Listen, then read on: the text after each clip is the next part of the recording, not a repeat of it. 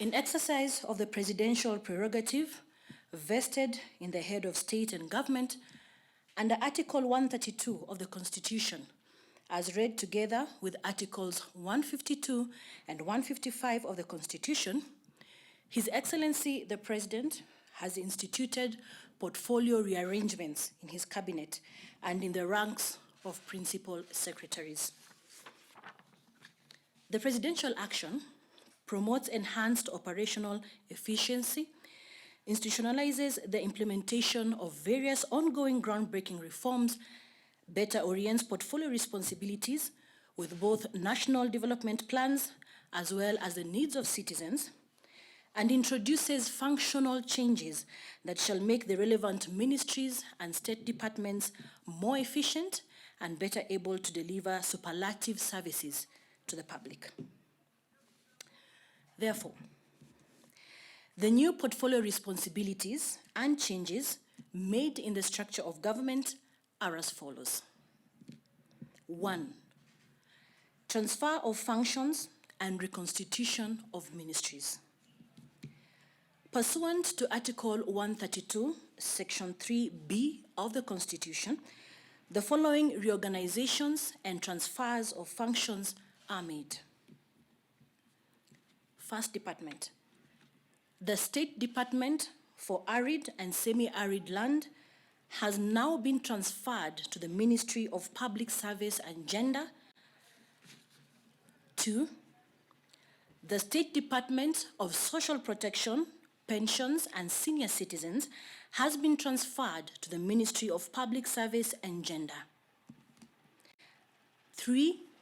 The State Department of Special Programs is transferred to the State Department of Social Protection, Pensions, and Senior Citizens Affairs, and the department will hereby be renamed as the State Department for Social Protection, Senior Citizens Affairs, and Special Programs.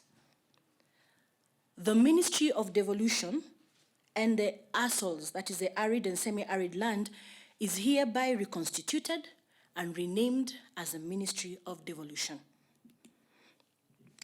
The Ministry of Public Service and Gender is hereby reconstituted and renamed as the Ministry of Public Service, Gender, Senior Citizens Affairs, and Special Programs.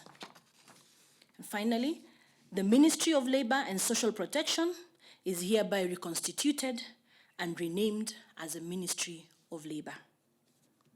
2. Reassignment of Cabinet Secretaries.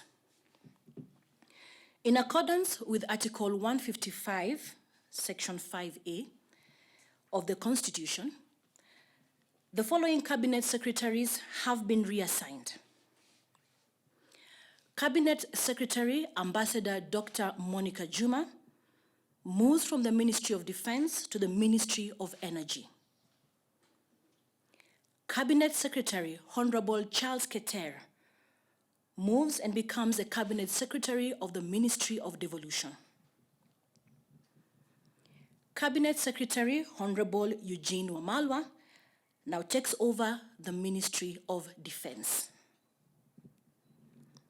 Cabinet Secretary Margaret Kobia retains her portfolio, but as you saw earlier, it was her, she got more duties, and with the new ministry, it will now be the Ministry of Public Service, Gender, Senior Citizens Affairs, and Special Programs. 3. The reassignment of principal secretaries. In accordance with Article 155, Section 4 of the Constitution, the following principal secretaries have been reassigned. Principal Secretary Major General Retired Gordon O. Kihalangwa now becomes the Principal Secretary in the State Department of Energy. Dr. Engineer Joseph K. Njoroge now becomes the Principal Secretary of the State Department for Transport. Mr. Solomon Kitungo now becomes the Principal Secretary of the State Department of Public Works. Mr. Nelson Mara Sospita now becomes the Principal Secretary, State Department for Special Protection, Senior Citizens Affairs, and Special Programs. Ladies and gentlemen, those changes take effect immediately.